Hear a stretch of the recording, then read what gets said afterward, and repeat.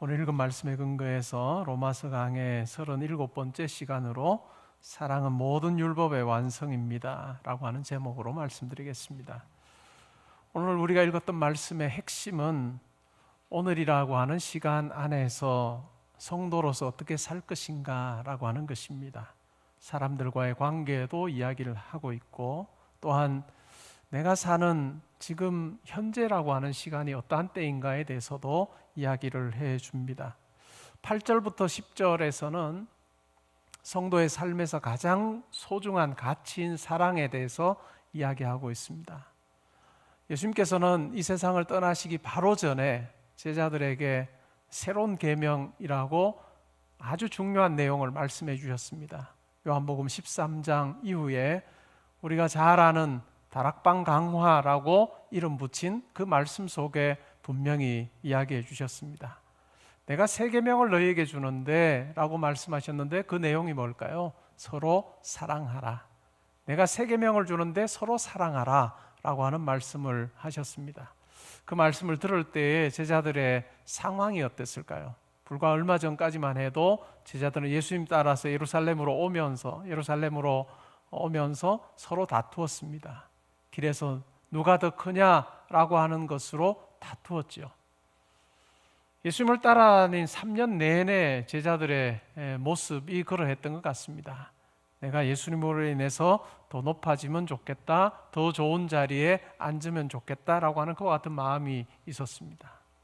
다른 사람들 다 희생하고라도 내가 더 좋은 게 해지면 좋겠다라고 하는 아주 이기적인 마음을 가지고 있는 제자들을 향해서 그렇게 해서는 안 된다, 그렇게 해서는 안 되고 서로 사랑해야 내 제자인 줄 알게 될 거다라고 하는 그 같은 말씀을 해주셨습니다.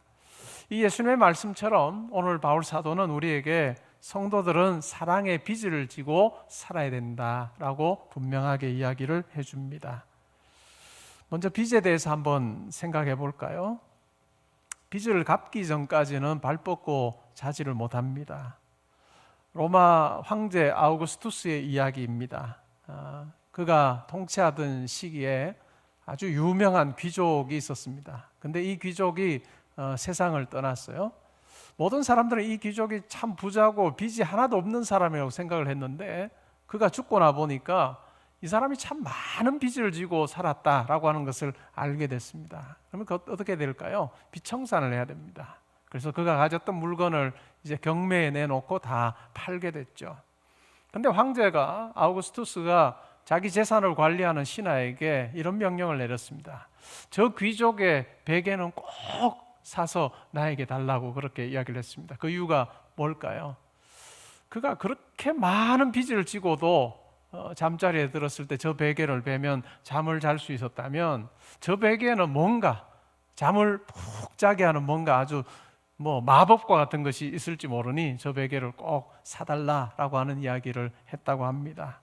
우리 성도님들 중에도 이런 마법의 베개가 필요한 분이 계신가요? 우리의 삶은 결코 단순하진 않은 것 같아요. 그러나 우리에게 하나님 백성으로 산다는 그 은혜가 뭔가 하면 세상 사람들이 볼 때는 도무지 두 다리 뻗고 잘 수 없는 그 상황에서 하나님께서 우리와 함께 하셔서 우리의 마음에 평강 주시고 또 하나님을 의지하는 그 가운데서 우리로 하여금 평안함을 누리게 하시는 그 은혜가 있다는 것, 그것이 우리가 누리는 특권인 것 같습니다. 오늘날 사람들은 많은 빚을 지고 살고 있습니다. 집을 살 때 빚을 집니다. 또 학자금을 위해서 빚을 집니다. 사업을 위해서 빚을 지기도 하고 생활을 위해서 빚을 집니다. 그리고 나라도 빚을 집니다. 공기업과 일반 정부 부채 총액이 1133조 원이다라고 하는 기사를 보았습니다. 이 나라가 지고 있는 빚을 다 국민에게 이렇게 나누면, 국민 수로 나누면 1인당 한 2100만 원 정도의 빚을, 자기 개인 빚이 아니고 나라 빚을 지고 있다라고 그렇게 생각할 수 있습니다. 통계청이 발표한 2019년도 일자리 행정 통계 임금 근로자 부채 그 액수가 개인 평균 4,245만 원이더라라고 하는 기사를 본 적이 있습니다. 개인이 이 정도 빚을 지고 산다라고 하는 것입니다. 오늘날은 빚을 가지고 사는 시대입니다. 그래서 때로는 빚도 자산이다라고 하는 말이 나올 정도로 빚이라고 하는 것과 함께 더불어 사는 시대인 것 같습니다. 근데 매우 중요한 것은 이 빚을 잘 감당할 수 있느냐라고 하는 이야기이죠. 오늘 바울은 빚을 지지 말라라고 그렇게 권면을 합니다. 바울이 살았던 이 주 1세기는 오늘날 주 21세기와는 매우 달랐습니다. 그 당시에는 오늘날처럼 빚이 보편화되진 않았고요. 빚을 지는 경우도 있었습니다. 그러나 빚을 갚지 못하게 되면 집을 빼앗기기도 하고 아니면 재산을 몰수당하기도 하고 때로는 본인과 가족들이 노예로 팔리는 것과 같은 일들도 있었습니다. 이것이 바울이 살던 시기의 실제적인 어떤 삶이었습니다. 바울은 빚을 지지 말라라고 권면하면서 그런데 예외적인 것이 하나 있다라고 그렇게 이야기를 합니다. 그게 뭘까요? 사랑의 빚은 지며 살면 좋겠다. 사랑의 빚은 지고 살아라 라고 하는 이야기입니다.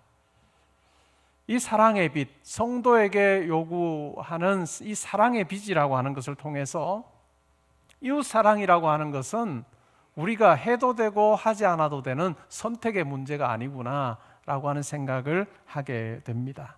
왜냐하면 빚은 반드시 갚아야 되는 것이기 때문입니다. 성도로서 하나님의 말씀 앞에 이웃 사랑이라고 하는 이 준엄한 명령 앞에 내가 해도 되고 하지 않아도 되는 것이 아니라 반드시 해야 되는 것이다 라고 하는 것을 우리가 생각해 보는 것은 참 중요한 것 같습니다. 근데 바울은 이렇게 이야기를 해요. 이웃 사랑이라고 하는 것, 이것이 율법의 모든 요구를 다 충족시키는 것이다. 그러면서 몇 가지 계명의 예를 듭니다. 간음하지 말라, 살인하지 말라, 도둑질하지 말라, 남의 것을 탐내지 말라. 그리고 그 외에 여러 율법 조항들이 있는데 이 모든 것들이 다 이웃을 사랑하라 라고 하는 이 계명 안에 포함되어 있다라고 그렇게 이야기를 합니다. 훌륭한 율법 조항이 있다고 해서 자동적으로 그 사람이, 그 계명을 아는 사람이 그 계명을 실천할 수는 없습니다. 그리고 아무리 좋은 이 여러 계명들이 있다 해도 그 계명을 가진 사회가 다른 사회보다 더 공의가 넘치거나 사랑이 넘치기는 어렵습니다. 필요한 것은 뭘까요? 이러한 계명들이 계명으로 잘 역할을 하기 위해서는 사랑이 있을 때 가능하다라고 하는 이야기입니다. 우리가 여기까지 살피고 넘어갈 수 있습니다. 그런데 문제는 이제부터입니다. 내 이웃을 내 자신과 같이 사랑하라 라고 하는 이 말씀, 여러분 모르는 성도님들 한 분도 안 계실 것입니다. 그런데 정말 이 말씀은 우리에게 정말 어려운 말씀입니다.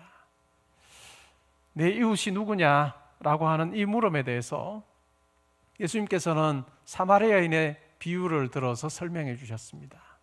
너의 도움을 필요로 하는 사람이 바로 너의 이웃이다. 사랑을 나누어야 되고 베풀어야 되는 대상이다 라고 그렇게 말씀해 주셨습니다. 여러분의 이웃이 누굴까요? 여러분의 가족? 여러분의 부모? 형제자매? 근데 여기서 그치지 않고 확장됩니다. 친구, 동료, 때로는 스쳐 지나가는 사람들까지 여러분의 이웃이 될 수 있습니다. 사람에 따라서 이 이웃 개념이 좁기도 하고 넓을 수도 있습니다. 근데 이 이웃 사랑이라고 하는 것은 알의 문제가 아니고 실천의 문제라고 하는 것, 이것이 참 어려운 부분입니다. 어려운 말씀이고 또한 이 어려운 말씀 우리의 삶에 적용하여 실천하려고 할 때는 정말 어려운 사랑의 형태로 우리에게 다가옵니다. 우리가 구약 성경을 읽다 보면 희년이라고 하는 그런 제도가 이스라엘에 있었다라고 하는 것을 알게 되죠. 희년이 뭘까요? 어떤 사람이 살다가 빚을 졌습니다. 그래서 자기가 가지고 있었던 땅을 누구에게 줄 수밖에 없었어요. 조상 대대로 받았던 땅이지만 빚을 갚아야 돼서 땅을 그 사람에게 넘겨주었습니다. 때로는 땅으로도 안 되어서 자기가 그 사람의 노예가 되기도 했습니다. 그렇게 된다 할지라도 50년이 되는 해가 되면, 그 해가 되면 모든 것이 다 원상복구되는 그와 같은 시스템, 그것이 바로 희년제도입니다. 저는 이 규정을 읽을 때마다 이스라엘의 역사 속에서 한 번이라도 이 희년제도를 실행한 적이 있었을까라고 하는 생각을 해보곤 합니다. 저희 고민만은 아니었고 많은 구약학자들이 그런 물음을 던졌습니다. 제가 생각하기에는 이스라엘 역사 속에서 이 희년의 제도를 실행한 적은 한 번도 없지 않았을까라고 하는 생각을 합니다. 이것은 분명 가나안 땅, 약속의 땅에 들어가서 지켜야 될 계명으로 주신 것이죠. 약속의 땅에 들어갔을 때 상황 여러분들 잘 아시지 않습니까? 지파별로 다 땅을 배분했습니다. 그렇게 땅을 다 배분을 했고 누구는 어느 땅을 가지고 다 배분을 한 거예요. 근데 이 약속의 땅에 들어가서 이스라엘 백성들이 바로 그냥 하나님께서 원하시는 대로의 방식대로 살지를 못했습니다. 그러자 어떤 일들이 벌어졌죠? 이방 민족들이, 이스라엘 백성들이 다 몰아내고 차지한 그 땅을 다시 이방 민족들이 와서 차지하고 다스리고 하는 것 같은 일들이 있었던 것이죠. 약속의 땅, 안식의 땅에서 안식하지 못하는 굉장히 아이러니컬한 삶, 그것이 바로 이스라엘 백성들의 삶이었습니다. 그러한 삶 가운데 과연 누군가에게 내가 빚으로 대신 받았던 그 땅 돌려주고 또한 노예를 풀어주고 할 수 있는 그 같은 안정된 삶이 이스라엘에 과연 있었을까? 제가 생각할 때는 아마 없었을 것 같다라고 하는 생각을 합니다. 근데 만약에 이것이 실행된다고 생각을 해보면 어떨까요? 이 희년이라고 하는 제도가 실행된다고 하면 정말 엄청난 제살 깎기가 있어야 가능했을 텐데 가능해야 할까? 내가 누군가의 땅을 내 소유로 가져서 내가 거기에서 나는 이익을 내가 가지고 살고 있는 풍성한 삶을 살고 있는데 50년이 딱 되는 그 해에 모든 것 다 돌려줘 라고 하는 이것 과연 가능했을까? 만약에 가능했다 할지라도 정말 하나님의 큰 은혜 없이는 할 수 없는 것 같은 제도였을 거다라고 하는 생각을 합니다. 왜냐하면 그렇게 감당하기에는 우리의 죄의 본성이라고 하는 것이 너무나도 깊게 우리를 사로잡고 있기 때문입니다. 사랑의 빚 얼마나 갚으면 될까요? 평생 갚아야 하는 것입니다. 만료되는 시점이 언제일까요? 우리가 마지막 호흡하는 그 순간이 바로 우리가 이 사랑의 빚을 이제는 갚지 않아도 되는 그때인 것 같습니다. 왜 사랑을 실천하는 것이 어려울까요? 왜 사랑을 실천하는 것이 어려울까? 내가 포기해야 되는 것들이 많아지기 때문입니다. 내 살을 깎아내지 않으면 사랑을 실천할 수 없기 때문입니다. 부모들은 자녀를 사랑합니다. 부모들은 자녀를 참 사랑을 하는데 그래서 어쨌든 도와주고자 많은 노력을 기울입니다. 근데 자녀를 돕기 위해서 부모가 해야 되는 일이 뭘까요? 자기가 하고 싶은 것, 먹고 싶은 것, 입고 싶은 것, 가지고 싶은 것 하지 못한 채 자녀들을 돕는 경우가 참 많습니다. 그것이 바로 부모가 자식을 사랑하는 그런 어떤 사랑의 모습이고 헌신이죠. 한 청년에게, 남자에게 여자친구가 생겼다고 해볼까요? 자기에게 주어지는 수입은 빤하다고 생각을 해보면 어떻게 될까요? 근데 그 여자친구에게 선물을 하고 싶어요. 정말 좋은 선물을 했으면 좋겠다 하는 마음이 막 있습니다. 그러면 어떻게 할까요? 때로는 점심을 굶습니다. 요즘에 청년들이 뭐 그냥 간단하게 먹는 에너지바 하나 먹고 그냥 점심을 건너뛰면서 아니면 정말 때우면서라도 그걸 모아서 선물을 사서 주는 것, 그것이 사랑입니다. 사랑의 실천이라고 하는 것 속에 희생이 전제되지 않은 것은 아무것도 없습니다. 때로는 연로하신 부모님을 도와야 할 때가 있습니다. 근데 언제까지 도와야 될지를 모르는 거죠. 내가 언제까지 부모님을 도와야 될까라고 하는 부분을 놓고도 고민하는. 근데 답은 뻔한 거예요. 이 세상 떠나실 때까지 형편상 도와야 되면 도와야 되는 것이 바로 자식의 형편이죠. 근데 이런 상황에 처해 있으면 어떻게 될까요? 내가 할 수 있는 것, 하지 못할 것을 잘 가려서 내가 선택을 해야 끝까지 내가 도울 수 있게 되는 것, 그것이 바로 우리의 삶입니다. 사랑의 실천이라고 하는 것 속에 뭔가 정돈하지 않은 채 감정적으로 실천할 수 있는 것, 즉흥적으로 내가 사랑을 드러낼 수 있는 것, 그것은 일시적이지만 그러나 꾸준한 그와 같은 사랑의 실천에서는 정말로 더 계획적이고 체계적이고 내 희생이 요구된다는 것을 우리는 우리의 삶을 통해서 확인할 수 있습니다.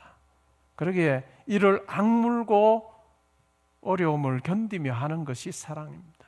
그렇기 때문에 어려운 사랑이지요. 필요한 것이 우선순위가 됩니다. 때로는 우리가 물질의 사용에 있어서도 내가 어떻게 물질을 사용하는가를 보면 내가 어떤 우선순위를 가지고 있는가를 확인하게 됩니다. 우리가 교회 건축을 작년에 마쳤습니다. 우리가 작정을 하지 않고 기도하면서 하나님께 주시는 마음대로 그렇게 우리가 섬기자라고 해서 작정하는 일도 없었습니다. 그러나 성도의 한 분 한 분이 하나님 앞에서 자기가 작정을 하고 자기가 쓸 것 줄여가며 하나님 앞에 건축 헌금을 드려서 이렇게 아름다운 예배당이 지어졌습니다.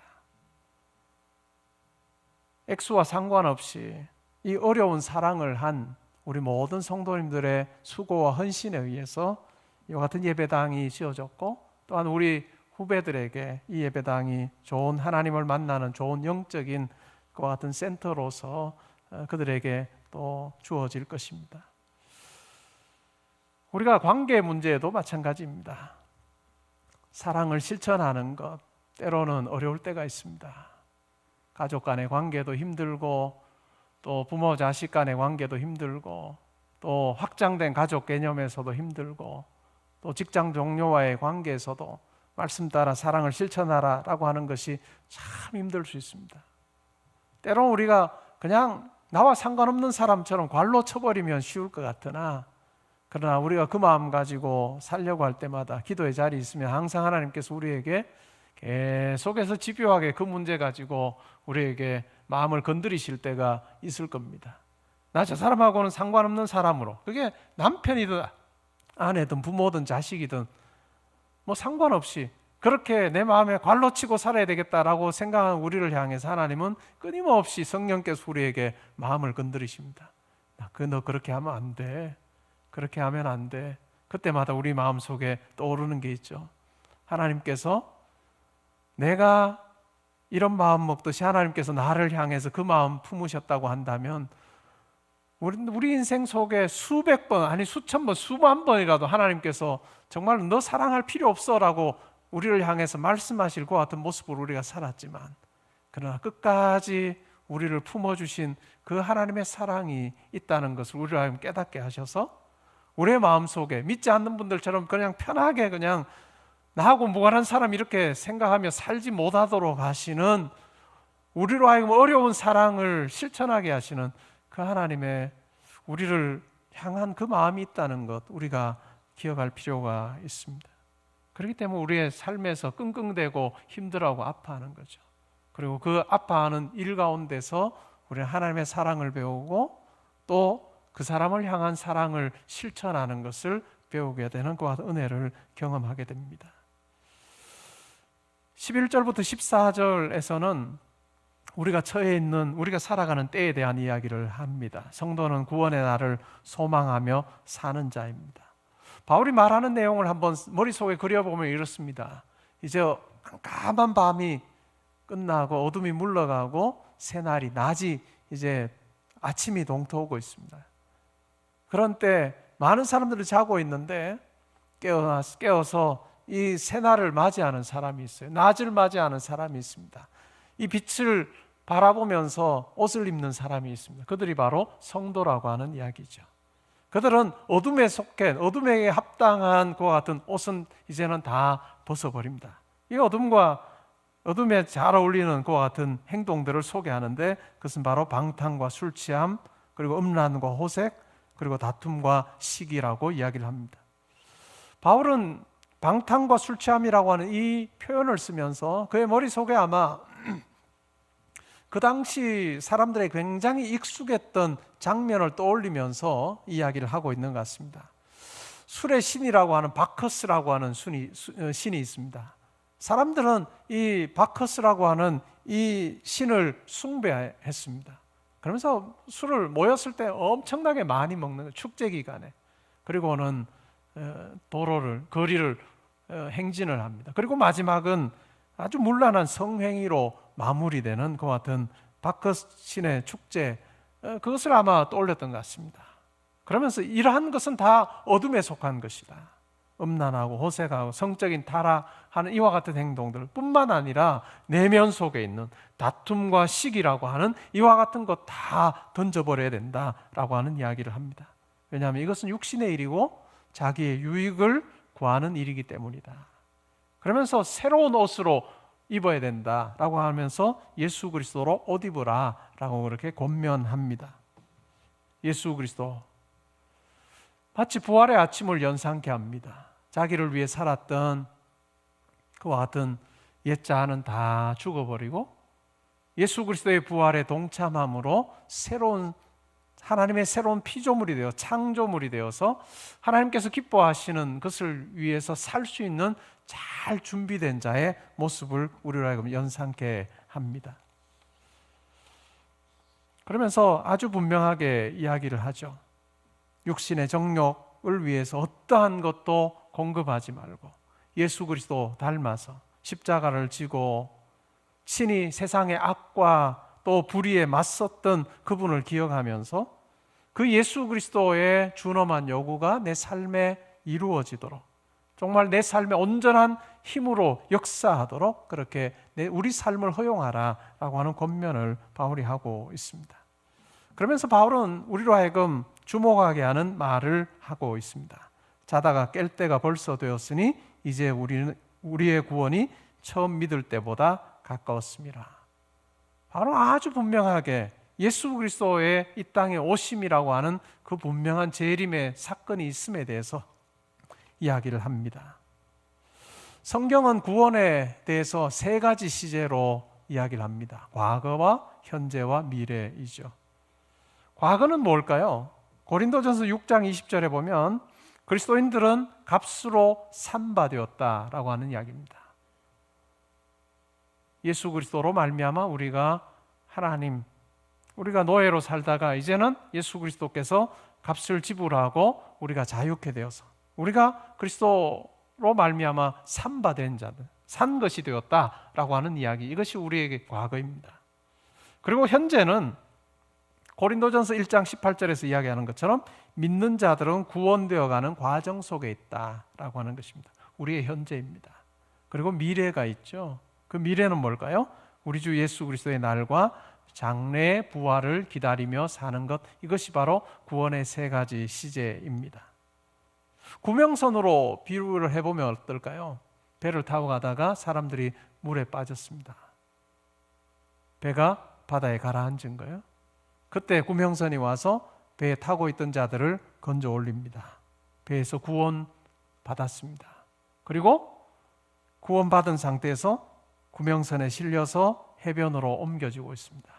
그리고 그 여정이 끝나면 배에서 내려서 견고한 땅을 밟게 되는 것, 이것이 바로 우리의 구원에 대한 설명입니다. 지금 현재는 어떠할까요? 구원의 과정 중에 있습니다. 이 구원의 과정 중에 있는 우리에게는 영적인 전투가 필수적일 수밖에 없습니다. 영적인 전투가 필수적이다. 때로는 우리가 구원이라고 하는 것을 생각할 때 너무 미래에 치중하여서 마치 하늘나라에 우리가 있는 것처럼 이미 승리에 도취돼서 내가 승리의 축배를 드는 것과 같은 그와 같은 착각을 할 때가 있습니다. 우리만이 아니라 고린도 교회 성도들 중에도 이러한 자들이 있었습니다. 바울은 고린도전서 4장 8절에서 이러한 태도가 잘못되었다라고 하는 것을 이렇게 지적합니다. 너희들은 이미 부유하고 이미 배부르고 이미 왕노릇하고 있다. 예수 그리스도의 부활 이후를 사는 것처럼 그렇게 살고 있구나라고 하는 이야기를 합니다. 그러면서 바울은 현재 구원되는 이 과정 속에 있는 자기의 삶을 이야기할 때 우리는 바울을 포함한 사역자들은 세상의 더러운 것과 만물의 찌꺼기 같이 살고 있다. 영적인 전투 가운데서 정말 이와 같은 모습으로 비참하게 때로는 살고 있다라고 하는 이야기를 합니다. 세상의 더러운 것이라고 하는 이 더러운 것이라고 하는 이 단어를 영어 성경에서는 scum이라고 하는 단어로 표현합니다. SCUM, scum이라고 하는 영어 단어로 묘사를 하는 경우가 많습니다. 더러운 것이라고 하는 의미예요. 그냥 이미지를 가지고 이 스껌을 설명하면 뭘까요? 슬리퍼에 붙은 껌입니다. 스껌. 자기를 이야기할 때 내가 마치 슬리퍼에 붙은 껌과 같은, 세상의 더러운 것과 만물의 찌꺼기와 같은 삶을 내가 살고 있다라고 하는 이야기입니다. 바울은 검투사로 세상과 싸우고 있습니다. 세상의 정욕과 이생의 자랑과 그는 싸우고 있음에 대해서 아주 분명하게 이야기하죠. 그러나 고린도 교회 성도들은 안락한 소파에 앉아서 이미 축배를 들고 있습니다. 여러분의 삶은 어떠합니까? 오늘 우리가 이 준엄한 하나님의 말씀을 들었습니다. 이웃을 사랑하라. 그 이웃, 여러분 남편일 수 있고 아내일 수 있고, 여러분 자녀일 수 있고 부모일 수 있고, 여러분 친척일 수 있고 직장 동료일 수 있고, 이런 이웃과의 관계 속에서 내가 사랑을 실천해야 되는 그와 같은 사람이 누구인가요? 그리고 그 사람을 향해서 여러분 어떻게 사랑을 표현하고 있습니까? 목사님, 제가 굉장히 어려워요. 정말 힘들어요. 어려운 사랑입니다. 사랑에 쉬운 사랑은 없습니다. 웃으면서 사랑을 표현할지 몰라도 그 사랑이 정말 책임지는 사랑이라고 한다면 그 사랑이 웃음으로 표현되기까지 수많은 헌신과 희생과 아픔이 있었고, 엎치락뒤치락하며 내가 이거 할 수 있을까 없을까 수많은 고민들, 그것이 다 지나간 후에 마침내 웃음의 같은 사랑으로 표현된다는 것, 우리가 기억하면 좋겠습니다. 그러한 우리를 또한 사랑하시는 하나님께서 우리에게 허락하신 이 땅에서의 삶을 하나님 닮은 아들, 딸답게 정말 사랑 실천하는 자로 살기를 원하고 계신다는 것 기억하시면 좋겠습니다. 2020년 6월에 출간된 코로나 사피엔스라고 하는 책이 있습니다. 여러 분야의 석학 6명과 함께 이 코로나가 왜 왔고 또 코로나를 어떻게 우리가 보내야 되고 코로나 이후에 어떤 변화가 있을 것인가를 다루는 책입니다. 대담 형식으로 꾸며져 있기 때문에 이 책은 그렇게 읽는데 어렵거나 하지 않습니다. 한 2시간, 2시간 반 하면 읽을 수 있는 책입니다. 근데 내용은 참 좋은 내용입니다. 이 책에서 이야기하는 것 중에 하나가 올 것이 왔다입니다. 코로나19 올 것이 왔다.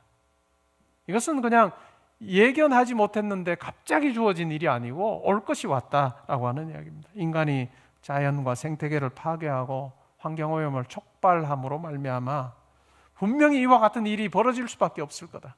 인간이 무분별한 착취와 또한 자연 훼손을 통해서 이전에는 동물이 서식하던 그곳까지 이제 개발이라고 하는 그와 같은 목적을 가지고 그 서식지를 파괴하고 하는 그 일을 통해서 이제는 동물끼리 살았던 그 공간에 인간이 들어가서 무분별하게 훼손함으로 이제는 동물에게 붙어있던 그 바이러스가 인간에게 자연스럽게 옮아오게 되는 그와 같은 일들이 벌어졌다. 이러한 어떤 그 모습들을 보면서 많은 학자들이 이와 같은 재앙이 올 것이다 라고 이야기했음에도 불구하고 수많은 경고가 있었음에도 불구하고 바꾸지 못해서 이와 같은 일들이 일어났다. 살아남기 위해서는 완전히 다른 문명을 이루어야 되고 가치와 기준이 변하는 그 같은 정말 뼈를 깎는 노력이 있지 않고는 이와 같은 재앙으로부터 우리 인류가 자유롭지 못할 거다라고 하는 그와 같은 내용이었습니다. 우리 성도들에게도 마찬가지입니다. 성도들에게도 올 것이 오는 날이 있습니다. 근데 과연 그 날을 준비하는 자로 사느냐?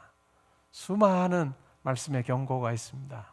하나님께서 우리에게 주신 이 시간을, 오늘이라고 하는 이 시간을, 또한 이 땅에서 한 번밖에 없는 이 땅에서의 시간을 과연 말씀에 순종하여 내가 잘 살고 있는가? 내가 살면서 많은 사람들과 정말 좋은 관계, 악을 악으로 갚지 말고 선으로 대하라 라고 하는 이 말씀 앞에 내가 순종하며 살고 있는가? 그리고 하나님께서 나에게 주신 이 물질을 가지고 나만을 위해 사용하지 않고 정말 이웃 사랑하는 일에, 정말 하나님 나라 일에 얼마나 열심을 내고 있는가? 여러분 잘 점검해 보시면 좋겠습니다. 그리고 여러분의 관계나 또한 물질의 사용의 부분에서 정말 희생과 헌신이 요구되는 그와 같은 어려운 사랑이 하나님께서 기뻐하시는 모습대로 잘 표현되어서 우리가 이 세상 떠나고 하나님 앞에 서는 그날 하나님께서 우리를 보시며 어려운 사랑을 통해서 많은 사람에게 하나님의 사랑을 전하고 또 하나님이 어떠한 분이신지를 잘 보여주었던 우리를 하나님께 칭찬하시는 그 같은 일이 있기를 주님의 이름으로 축복합니다. 우리 같이 찬양